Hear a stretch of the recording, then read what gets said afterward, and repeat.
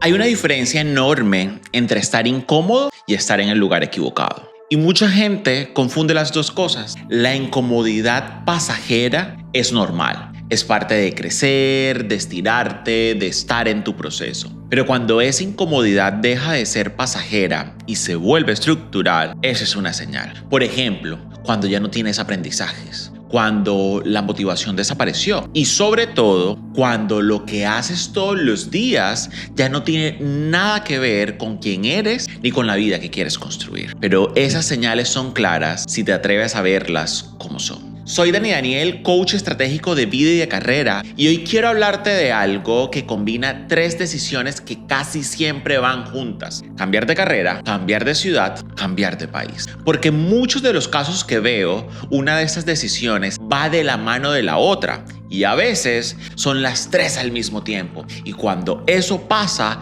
el peso se multiplica y la parálisis también. McKinsey encuestó a más de 13,000 profesionales en 6 países y encontró que 4 de cada 10 están activamente insatisfechos con su trabajo y se encuentran buscando otra cosa. Sí, 4 de cada 10. Y el trasfondo de eso es que la mayoría de ellos seguro lleva meses o incluso años sabiéndolo sin hacer nada para moverse. ¿Por qué? Porque saber que algo no funciona y tener claridad sobre qué hacer con eso son dos cosas completamente distintas. Entonces, lo primero que hay que aprender a distinguir es esto: ¿estás ante una señal o ante una incomodidad pasajera? Porque la incomodidad pasajera tiene dos características específicas. Primera, apareció hace poco, y la segunda está ligada a una situación concreta. De pronto un proyecto difícil, un cambio en el equipo o un momento de mucha presión. Y cuando esa situación cambia,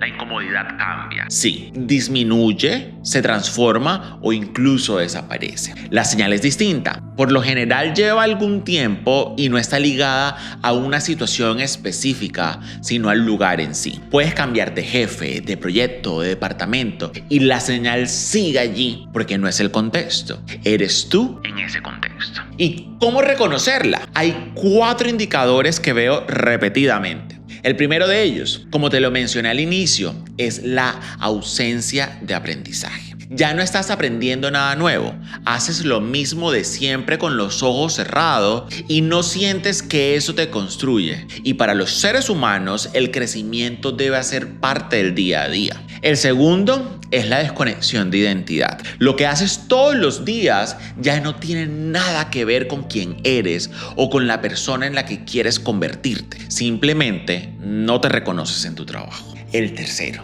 y es la motivación que desapareció.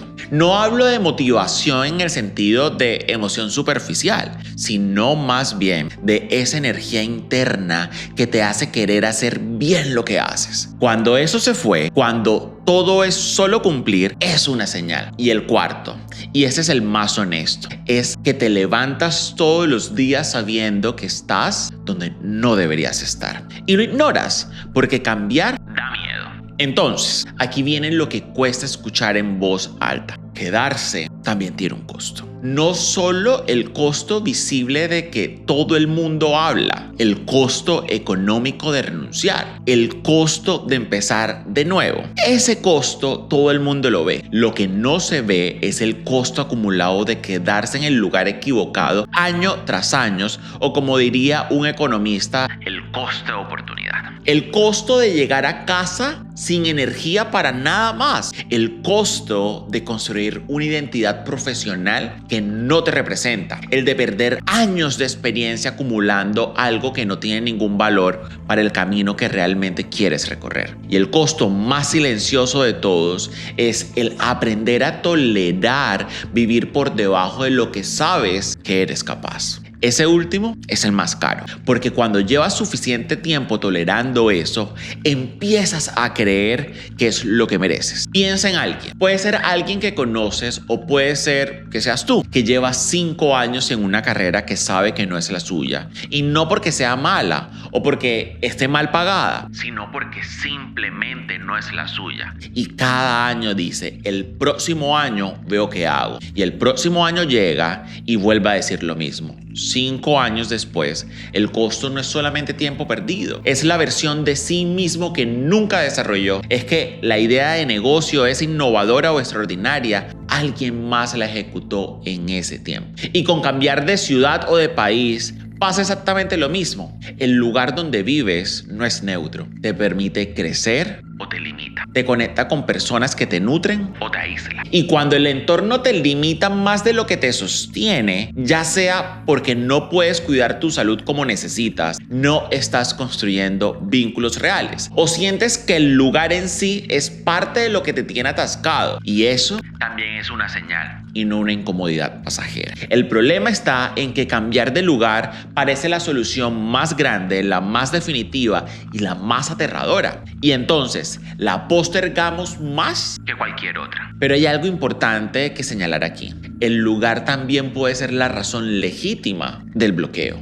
Hay mercados laborales que literalmente no tienen espacio para lo que quieres construir. Hay ciudades donde las redes de apoyo que necesitas no existen. Hay contextos que objetivamente no tienen las condiciones para lo que necesitas crecer. Y en esos casos, quedarse puede ser la peor decisión que tomes. Pero mudarte o cambiar de carrera tiene que responder a un proyecto consciente, no a una huida. Porque si te vas solo por escapar de un malestar puntual, te vas a llevar ese malestar contigo. Cambia el paisaje, pero no cambia nada adentro. He visto muchas veces en estos casos específicos, la persona que cambia de ciudad y a los 6 meses está exactamente igual. Solo que ahora, además de perdida, está sola. O la persona que deja su carrera sin ningún plan y cuando termina en algo peor, solo para pagar las cuentas. O la persona que se muda a otro país convencida de que allá todo va a ser diferente